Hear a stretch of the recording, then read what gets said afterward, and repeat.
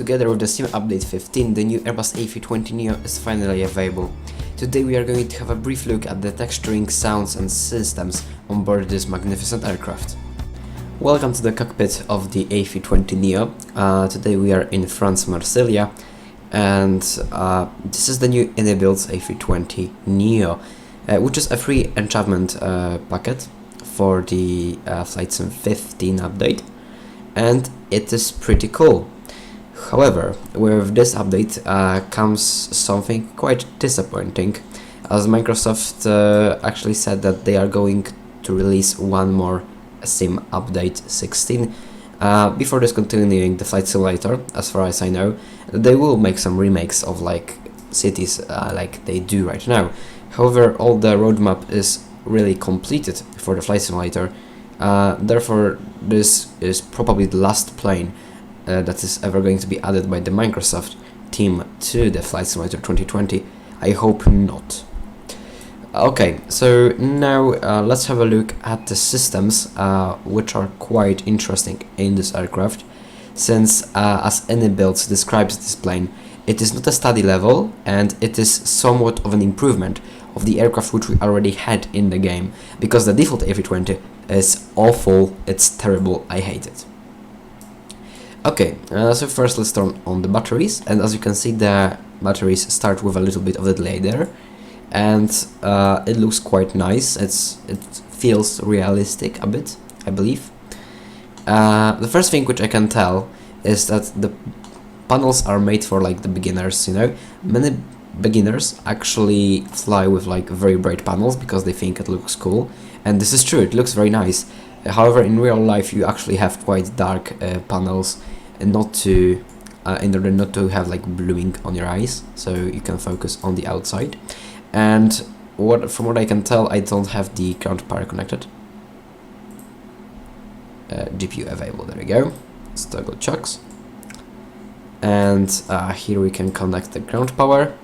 So basically the procedure is the same as it would be in any other A320 available for the flight sim, and as you can see, it actually already has some more depth than the default one, since this one has the self-test and this one has working IRS, and generally speaking this plane just feels way better, you know. So that is very noticeable. And as well, it comes with a couple liveries. I believe there is Wizz Air, New Zealand, Spirit, and Iberia, I believe as well, which is pretty cool. It is wise, you can have a good choice of the planes to fly, so you can basically fly all around the world except for Asia and Southern America.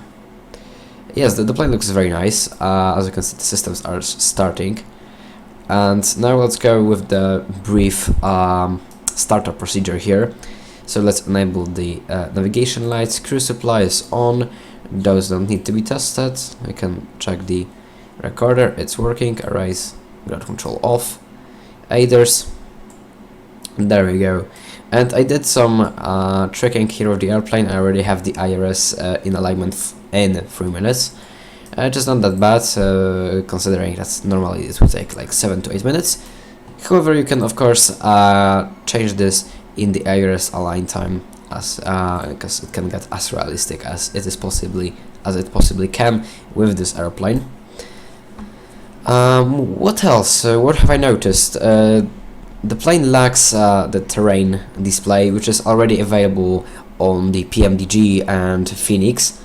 And I believe also the fly-by-wire has it, so I see no point why Microsoft cannot implement it into the default airplanes. No clue. Here we have the new weather radar. The new weather radar is quite interesting because it seems like it is operational. You can move up the gain and stuff. I don't know. Let's check if it actually works. So this is the new version. I don't particularly know how to use it. I believe I just need to turn it on the map. Let me just set the IRS here. Instant, and let's just refresh them real quick. Hop, hop, hop. Okay, it's going to take 2 minutes still. So let's just speed up the time, and let's say this will work. So here's the predicted wind shear. As you can see, it actually does something. It like lights those things up. I don't know, I don't think it is working actually. I mean, we can see a display here saying something at weather plus terrain plus, I don't know.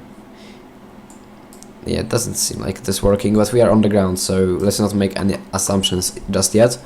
I have flown once this plane today on VATSIM from Hanover to, I believe that was Hamburg. And now, once we have the iris aligned, we can turn on the APU and arm the lights and seatbelt signs as well. There we go. And as you can see, the lower display actually works nicely, the lower ECAM. It provides us with some information about the APU. It switches automatically, which is a neat thing, considering that in the default A320 those switches don't work at all. And this plane has many cool features regarding the default A320. Since this one actually has like the full EFB of the sim brief, you know, sim flight plan. This is the actual flight plan today. From like earlier today. You can have a look here. Yes, this was the flight today. Payload, it says your payload here. You can set it. It's pretty cool. You have the panel states. You have the takeoff performance calculator, which is also cool. You have the settings, which are nice, I guess. Payload, ground, of course. If we toggle jetway, I don't think the jetway will work particularly because we are here, like, you know, it's a ground stand. But we can try to toggle catering launch pushback, maybe it will work.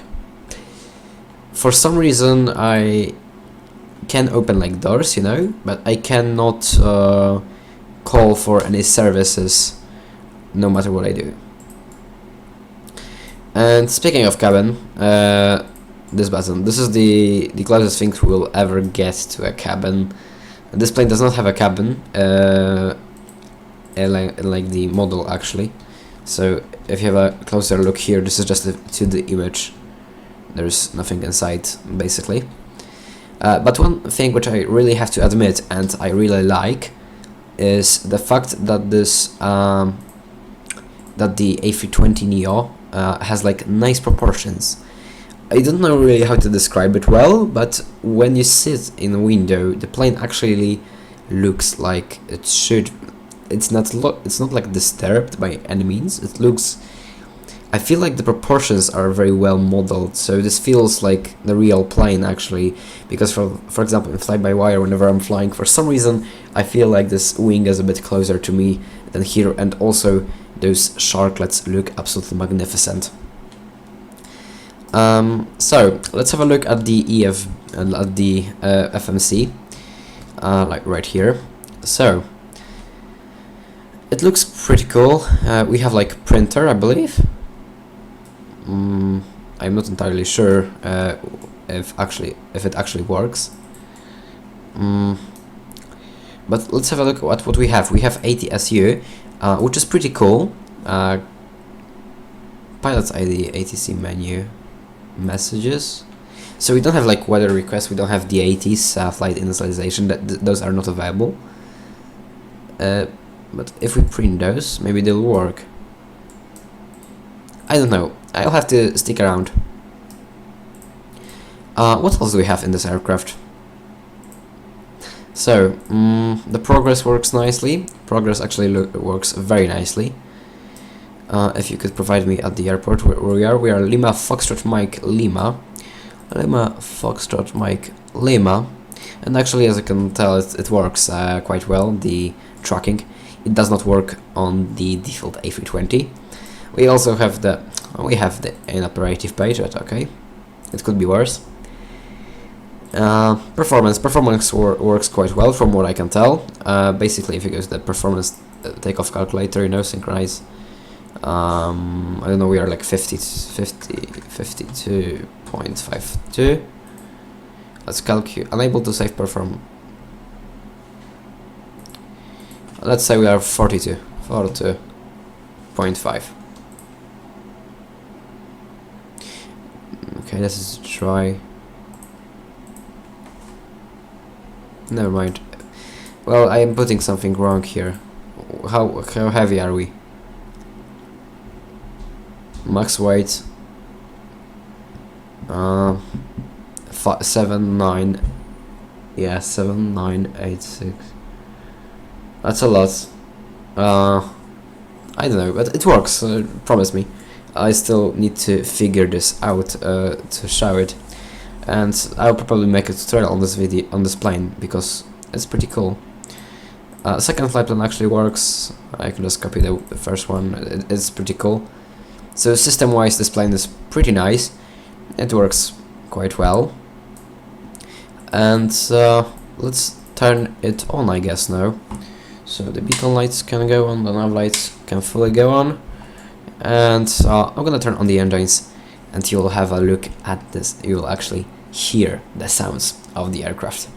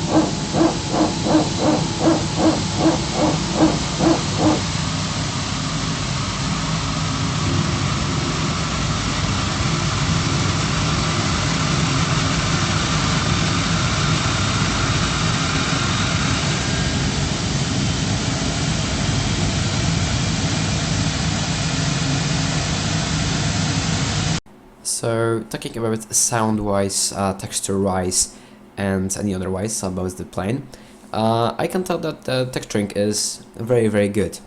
Apart from some places which I don't have recorded, are pretty good. The plane feels nice. It looks beautifully. From far away, it actually looks fantastically. And as you can see by the shots which are going on in the background, the plane looks great. Also, sound-wise, the plane has some tweaks to it.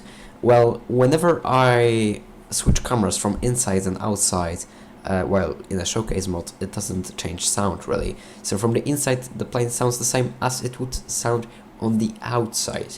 And also, I feel like the sound in the cockpit is a bit too loud. And now, let's talk about flight physics. The flight physics are decent. They are not comparable to the Phoenix 320. The Phoenix feels a bit more heavy. This plane feels very responsible and very like light-weighted. It actually doesn't feel like the 50-ton airplane. It's nice to fly, but I don't think it feels like the real plane. Or maybe the A320Neo handles differently to the CFM or EAE. I'm not entirely sure. However, from my own experience, flying this plane is actually pretty cool. It feels nice, and I am pretty happy with all of those changes and improvements that the Microsoft and Asobo, as well as Anybuilds, added. And I am pretty happy that this plane is also available for free. And I feel like this is an actually good enemy or opponent to the fly-by-wire A320.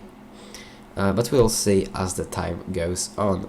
As of today, thank you for watching and have a happy flying with the new A320.